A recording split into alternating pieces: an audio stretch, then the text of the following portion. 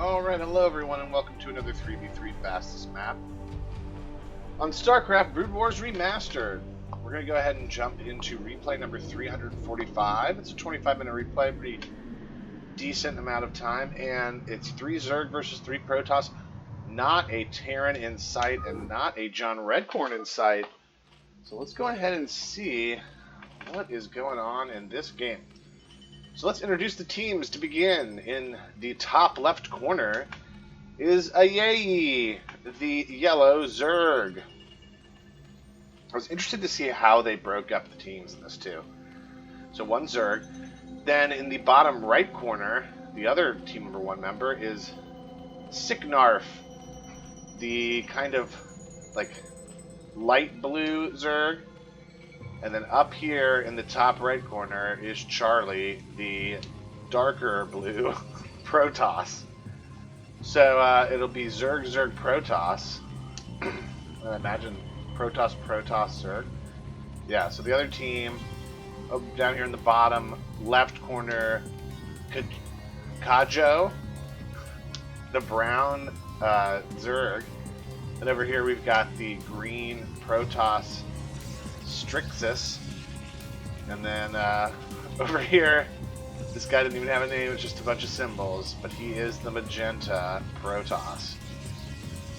Alright, so as we check out the Magenta Protoss in their beginning, they kind of look like they're cannon rushing, or at least doing a lot of early scouting. Let's see what this guy does, but as we look at him, let's go ahead and check out the APM. As you see, yellow up there in the top left corner is at about 160. Charlie was just bumping up over 100, and this Magenta Protoss is about 150. Looks like team number 1 is moving a little bit quicker than team number 2, so we'll see what happens. Maybe team number 1 has the advantage in movement and production. We will see. Alright, so let's just check out. We're going to go ahead and speed things up, and we're going to just see what's going on. Alright, we've got brown Zerg down here doing some pretty early and predictable macro. Over here we've got some cannons right on the base, a cannon up here in the corner. This guy building very safe, making sure he's covering all his bases. I kind of like that. Oops.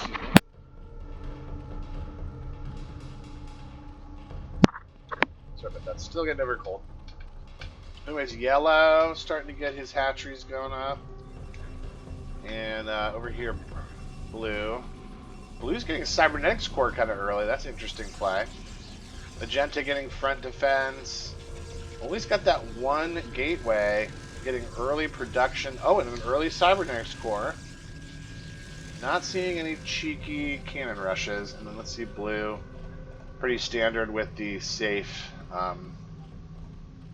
sunken colonies right there in the middle. So pretty standard opening, like nothing too crazy going on.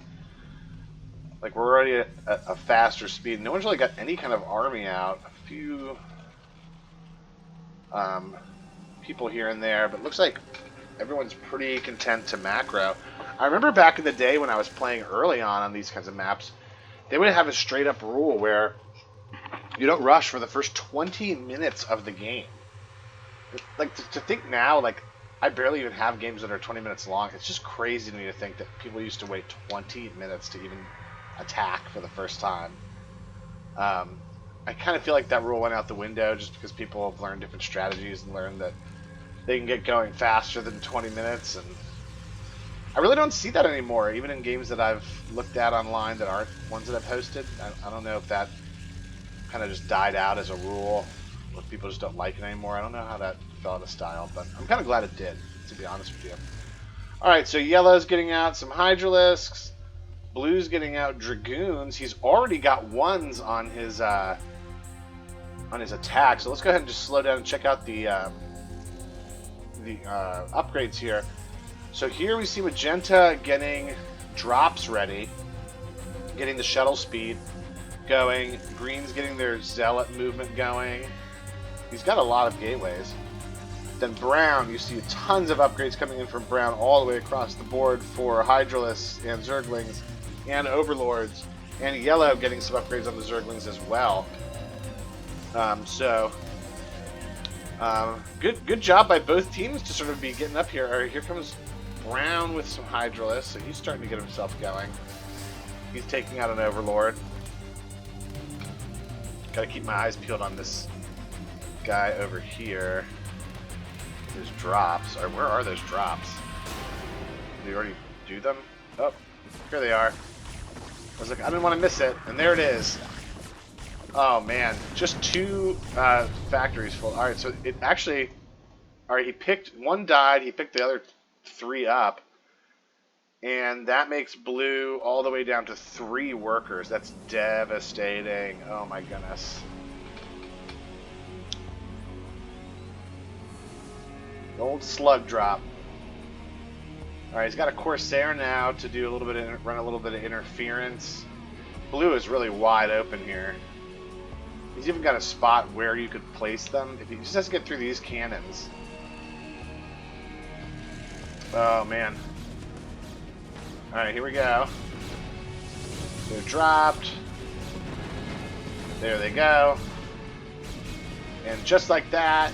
Oh, those ones are coming through. Is that? Oh, those ones. There's a few ones right here survived. But he does knock him down to 13. Or that he knocks him down to 16 workers. He's moving out now against Pink. Oh, that's actually really smart. All right, he's moving out against Pink now. Because he knows Pink's doing drops. These Reavers come out, and they should be able to do a lot of work, but Blue's putting a lot of pressure here. Blue just moving out and completely abandoning that base and going somewhere else. That's very strange. All right, Green coming in to try to help. All right, here comes Brown with some lurkers. They're not quite in range of the Dragoons anymore, but the Dragoons get cleaned up. Blue just completely abandoning his base and going for a new base. That's so strange. Maybe he's sort of working both now. Alright, so Yellow moves in to try to kill Magenta. Brown comes in to help him. So they're doing a good job of protecting the guy that's doing all these drops. Alright, so here come these drops. He's got some more ready. What amazes me is that this game... Could this game be much longer? I feel like Team Number 2 is in very good control right now. Alright, we're watching these. Here comes some lurkers from Brown to just add some extra defense to Magenta. Let's see how these guys defend against these drops. So we're just keeping our eye on the drops here. Wonder who he's going for now. So he already dropped on both blues. That guy's back up to 41 workers. This guy's at 28. So he looks like he's going to try to drop on Yellow. Let's see how prepared Yellow is for this. He's got the Spine Quallers, and he's got these guys here. This might be able to be stopped.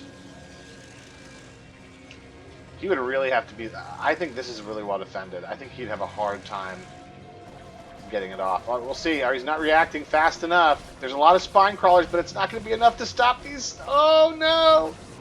He's trying to evacuate them. He's saving some of them. Oh... Oh, he did actually save a pretty good amount of them over here. Oh, good job. Oh, and Blue just leaves the game. Oh, man. That guy really just completely just fell apart there after that drop. That's the thing about drops, too, is not only are they really, like, effective, they're, like, emotionally, it can be very taxing. That guy only, at 44 workers, he did a pretty good job defending against that. That was a big drop with a lot of resources. Alright, here are lurkers with plenty of cannon defense. We've got Dragoons here. Alright, here comes Brown going in on Blue.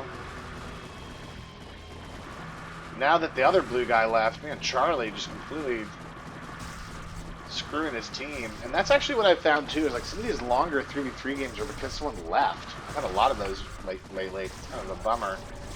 But anyways, Blue got the lurker on top of his Hydralisk. Unfortunately, 1-1s against the 0-0 Hydralisk, it's not going to be a good fight for them. Those lurkers are absolutely cleaning up, though. He finally brings in his overlords to try to help with them, but man, they're doing so much damage. Blue was trying to like build a hatchery right there. Alright, he's getting more Hydralisks up. He doesn't have enough hatcheries. He's got a decent amount. Not enough to probably protect himself enough from this. Alright. Let's see if yellow tries to do anything to help him, or if he just lets him die. Alright, blue looks like might be toast. Alright, so we'll speed this up, see if he can maybe stop brown from pushing forward. Oh, brown now has 2s on his attack. These hydralisks are move commanding. Oh man, this guy is in all sorts of trouble. Alright, in the meantime, yellow. So that guy leaves the game. Alright, so now it's a 3v1. Now it said this was a 25-minute game. Was this a game where like it just ended really quickly and or does yellow make some kind of incredible hole? Sometimes the games that I'm not a part of vary in times. Like they might say they're longer, and they're really not. All right, so here's green with some carriers. So we'll sort of speed up to the big fight that's probably going to happen here. Kudos to yellow for not leaving, and he is maxed out. He's got a decent amount of hatcheries. He's getting some more. He's got some Mutalisks coming in. He's got Scourge.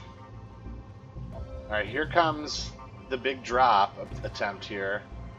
This is what they call the Backbreaker. He's trying to bring in the Backbreaker. And there is 1,000 Reavers. I mean, there's nothing you can do with that. All the Reavers coming in. Those Lurkers were put too far into the base. He was able to drop up here. Still, he did his best to defend. I mean, this guy played pretty well. It's unfortunate how this is ending for him. He does have 2 2s against those 2 2s. Alright, he's holding here. Green doesn't have that much. He got the early 1-1 on his attack and didn't upgrade after that. Alright. He's holding pretty strong here. This is impressive. Here come the carriers. He just made some Scourge. Yeah, he's got some Scourge. He probably sent those in. Alright, now he's got to fight these carriers off. Can he do that while Brown comes in with a bunch of Hydralisks? Oh my goodness, look at this line. Look at this line of Hydralisks coming in. Surger's so crazy in 3v3. Yellow doing his best. He's got the Lurkers at his base. They're doing a pretty good job holding. This guy's putting up a heck of a fight.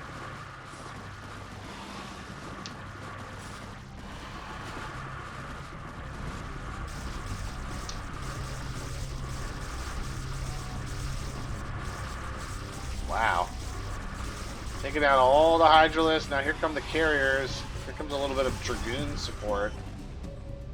Here comes more Hydralisks. Man, oh man.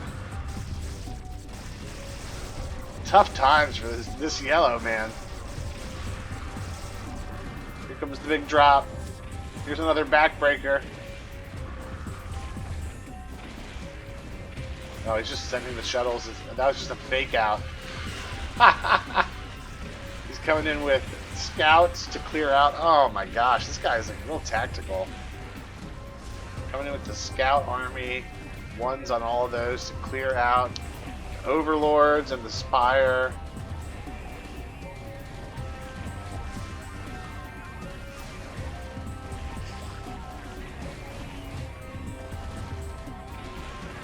And that is probably about all she wrote for that one. Good job by Magenta there. I was very impressed with them. And look at their base, pretty nicely put together. And they did a really good job as a team defending. And it was pretty impressive. Alright, so there we go. So that's the end of that game. So it wasn't quite as long as I thought it was, but that was a pretty good performance by that team. I was pretty impressed with that. But anyways, thanks for joining me. I will try to get some more out this week. I've been going through a lot. I just haven't been finding ones that are even worth streaming at all. I'll try to find the best ones that I can for you all. Again, if you ever have any that you think would be great, just try to get in touch with me, and I'd be more than happy to put them up as a replay. But anyways, enjoy the rest of your week, and I'll catch you on the next replay.